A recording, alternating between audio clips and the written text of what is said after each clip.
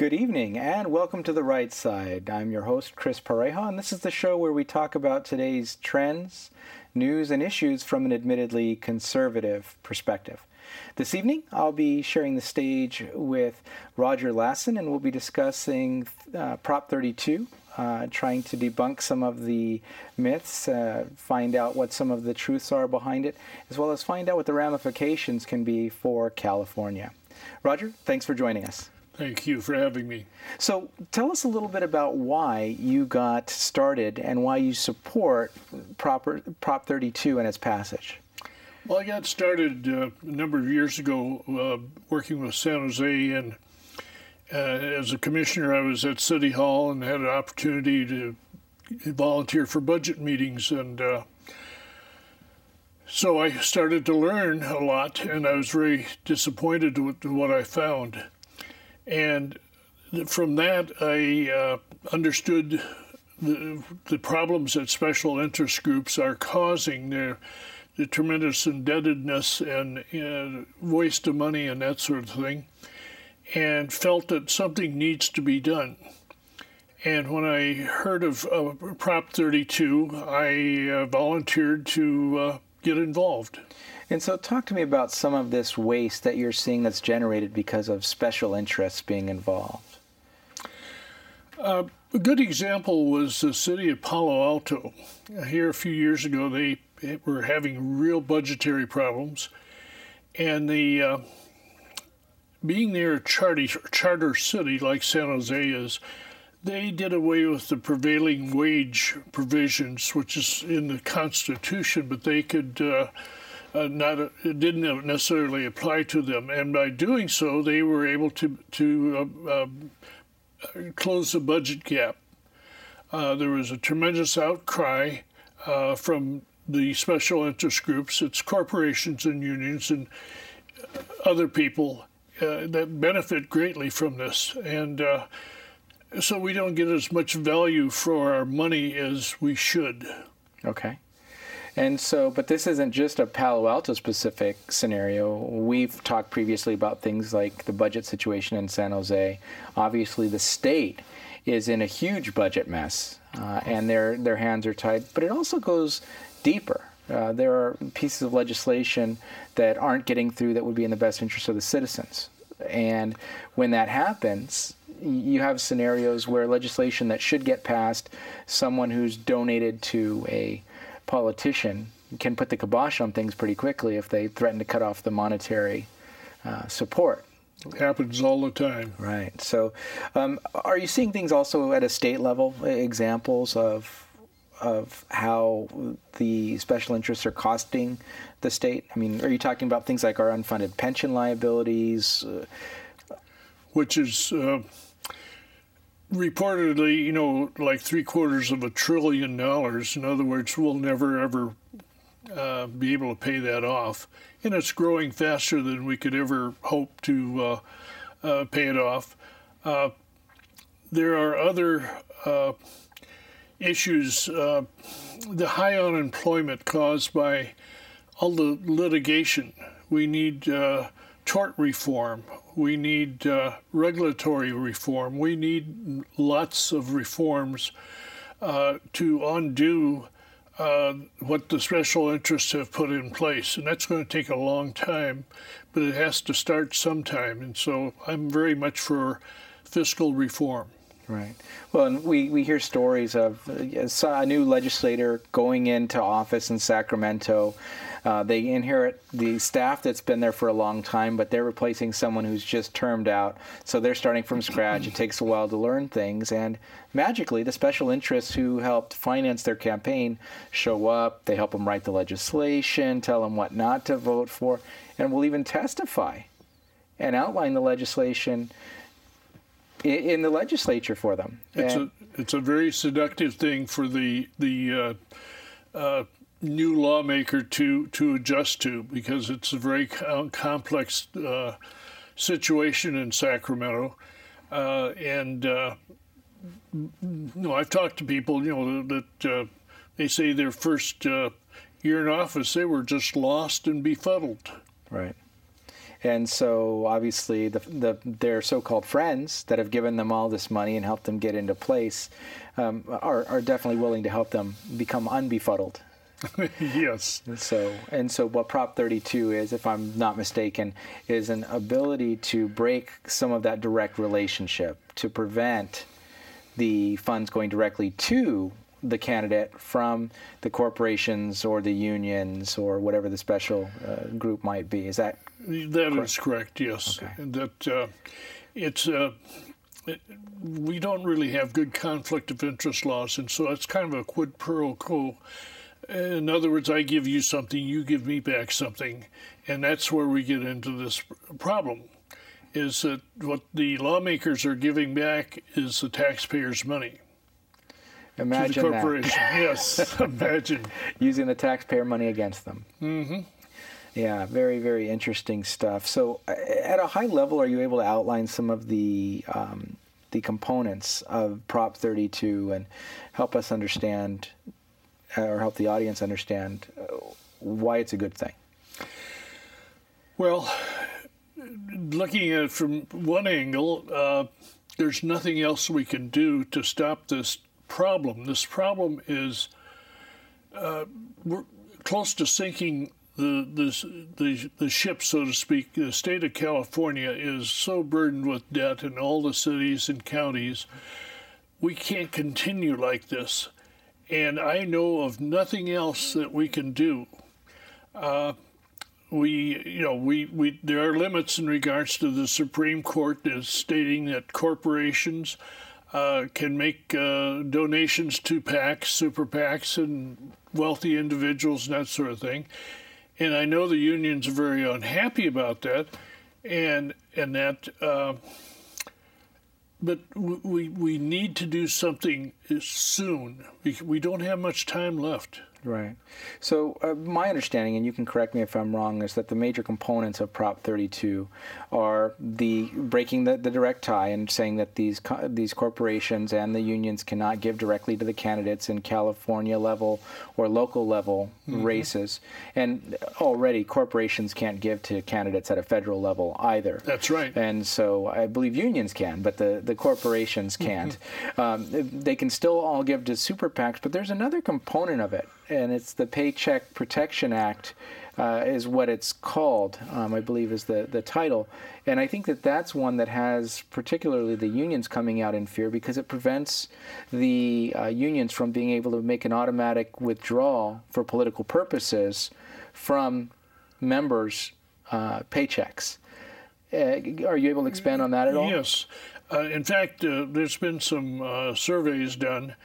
And the union members, many of them are very happy to see that because they resent not having a say in how their money is being spent. And I think we need to consider their rights. A union member has every right to make a contribution, like same amount of money, to go along with the union, whatever. They can do that. Right. But they are not forced to, and I feel that it's a violation of their basic rights that they are being forced to do something they don't want to do. Right, but it's not just unions that are prevented from doing the automatic payroll deduction. It's corporations as well. Absolutely. Right. And that does happen also, and so it's going to make the system more fair. It's not going to ever be a perfect system, but it's a big step in the right direction. Right. So what I'm hearing is that in these kinds of scenarios where this has been implemented in other states, and it's actually been tried in California 2 previous times, but failed because they tend to raise a lot more money from the union side to be able to fight it. And in this case, now the corporations are put into this mix as well. But the bill has gone down. Close, but down in the first 2 attempts. But when it's been successful in other states, I've heard that only about 5 to 15% of the money that was being collected before, when it was automatic and the employee didn't have a choice, comes in, which could definitely, if we took 85% of the special interest money out from those sources, it could change the way California and local governments managed. Or would you disagree with that? Absolutely not.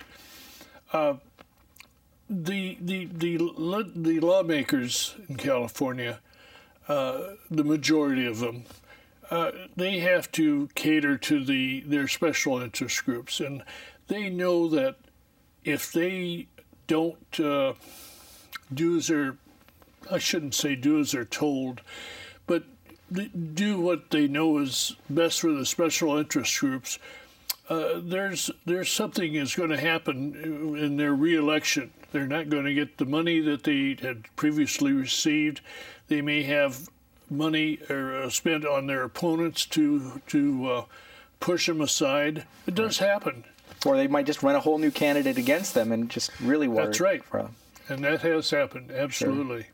But also, if I'm not mistaken, one of the major sponsors of this bill or major supporters is someone who worked in the legislature previously, is actually, if I'm not mistaken, a Democrat, but was concerned because education reform was not being allowed to happen because the California Teachers Association has such pull within Sacramento. Mm-hmm. And so this sounds like it may be, for people who are of the mind that reform needs to occur, this is crossing political lines. Is that correct?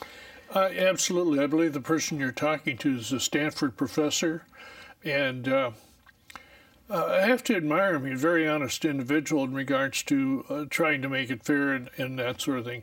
Are you talking about Mr. Munger, or there's a female that I was thinking of specifically? Okay, the person that was in the state legislature and is at Stanford is the one that I was referring to. Okay. But anyhow,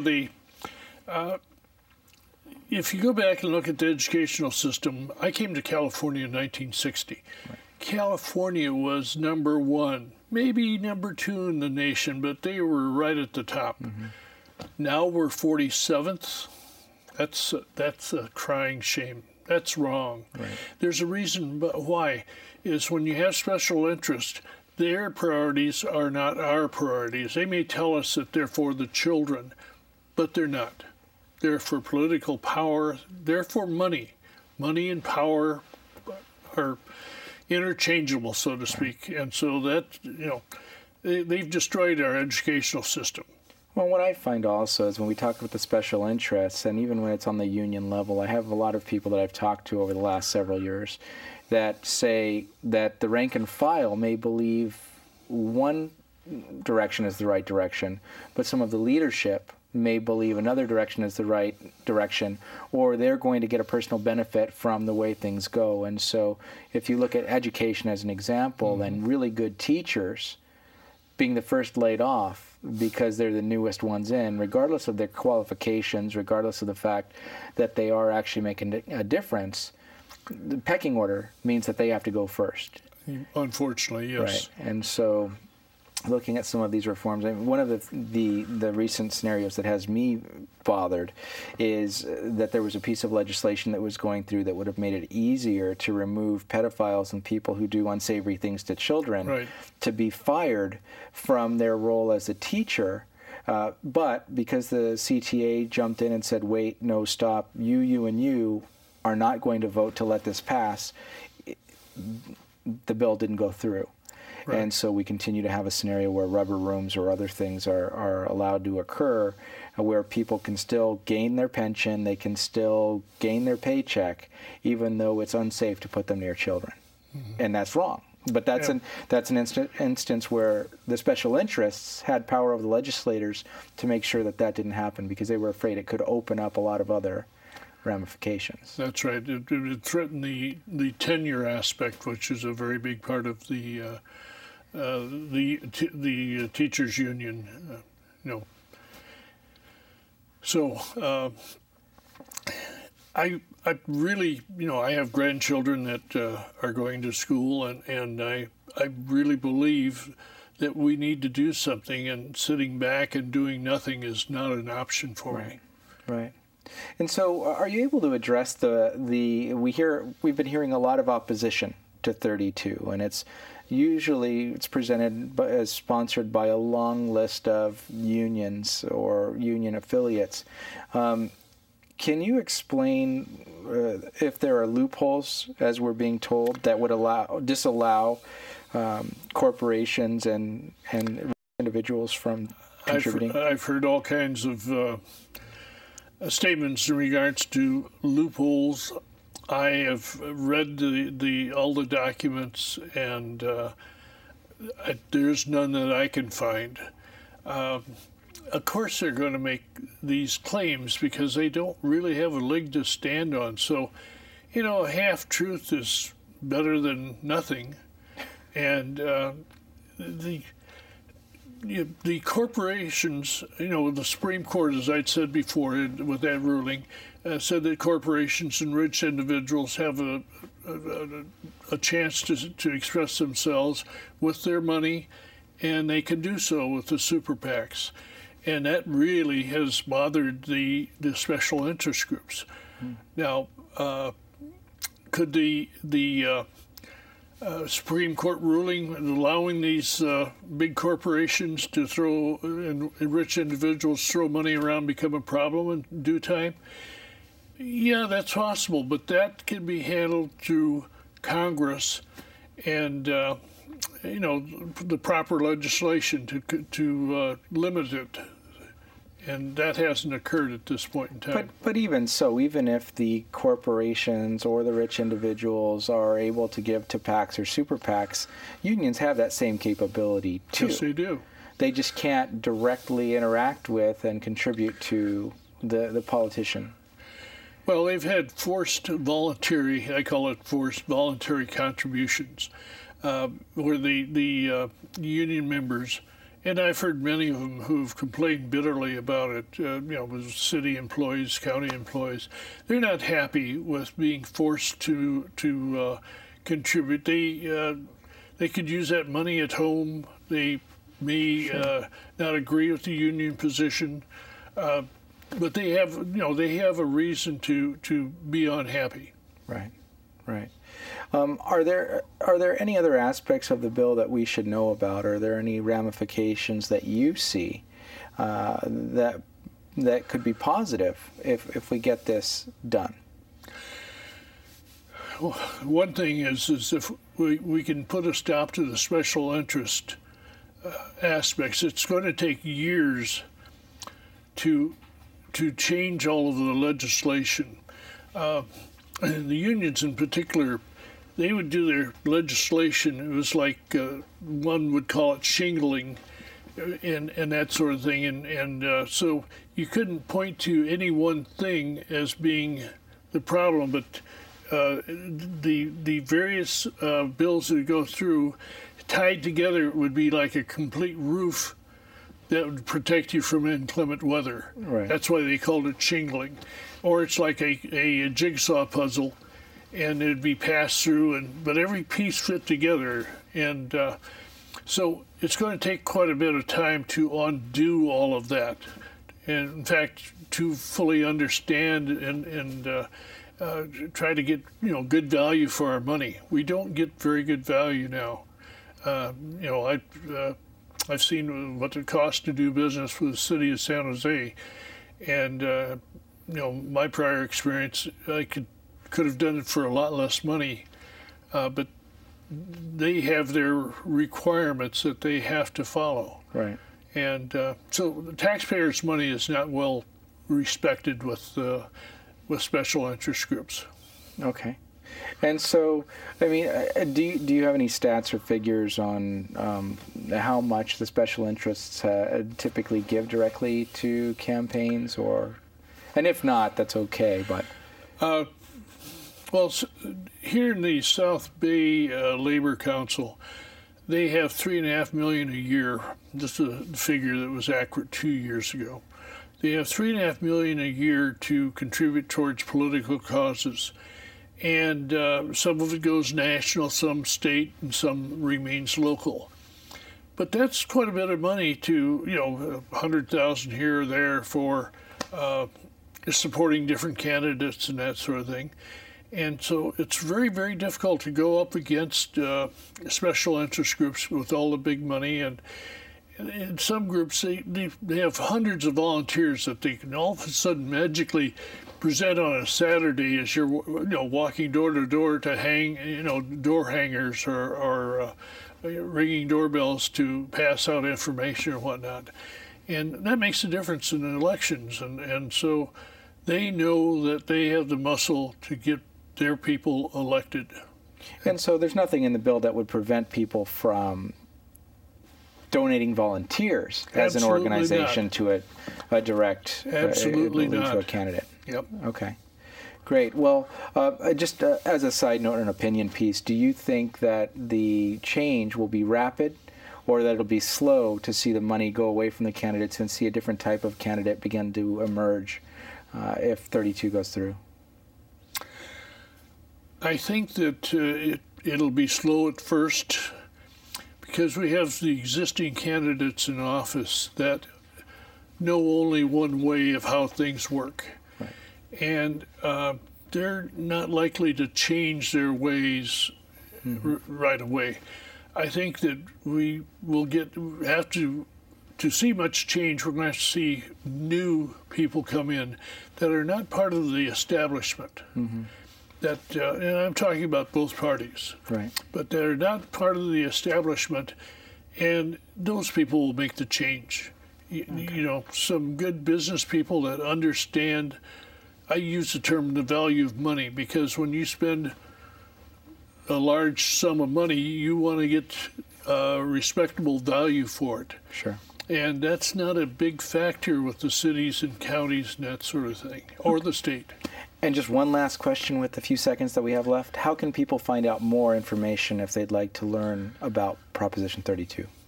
On the website, correct me if I've got it wrong, Prop 32, was it the information?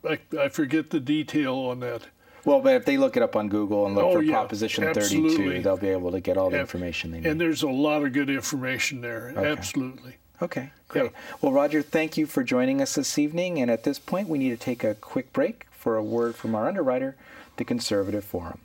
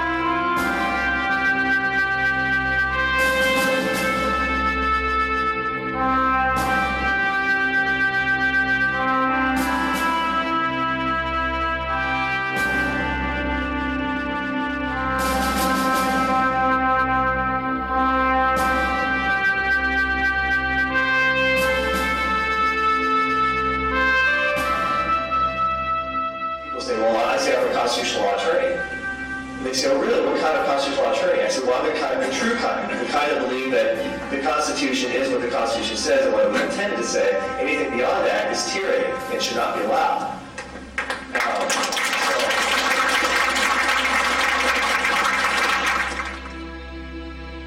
So it's come to this, my friends.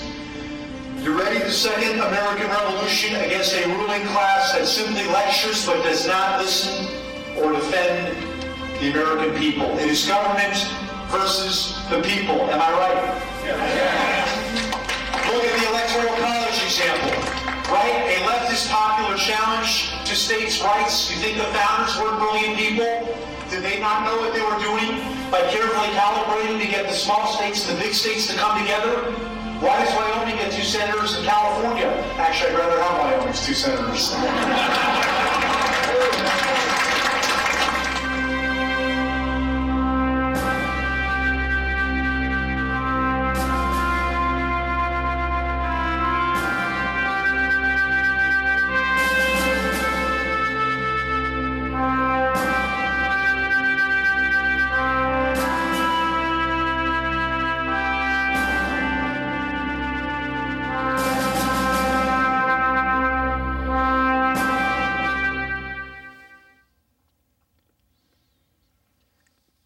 welcome back to The Right Side. Again, we'd like to thank our underwriter, the Conservative Forum, for making the show possible.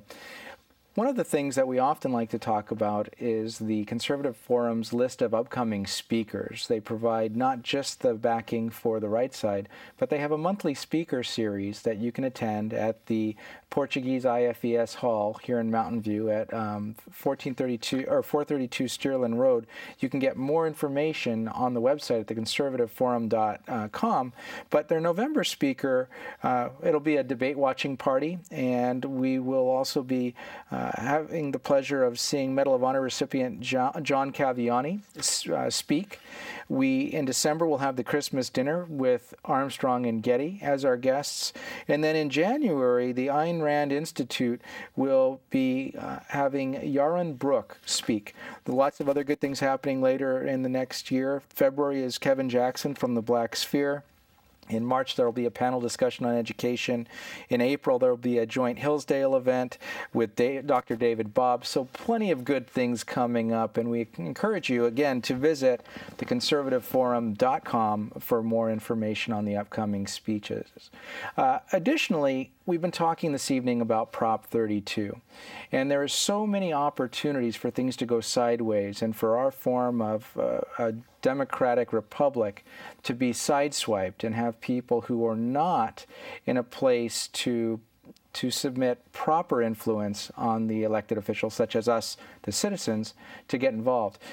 We have the Prop 32 issue that we've addressed with the special interest being able to put undue influence on the elected officials. And even within the last 2 days, we've heard about illegal international contributions coming in through websites potentially that don't have proper security features in place. And it's been something that either on the Democrat or the Republican side can have an impact of outside forces on our way of being governed and on the lives of our U.S. citizens. These things must be stopped. And so what I encourage you to do is definitely do your research. Look at both sides of Prop 32 and the other propositions that are out there. Get educated about voter fraud or the undue influence of money coming from outside sources. And speak out. Educate your friends, your neighbors, your family about what's happening and how they, working with you, can help save the country. On that note, I'd like to thank you once again for joining us on The Right Side this evening. I'm your host, Chris Pareja, and I'll look forward to seeing you again, either on the show or in person sometime soon. Thanks for joining us.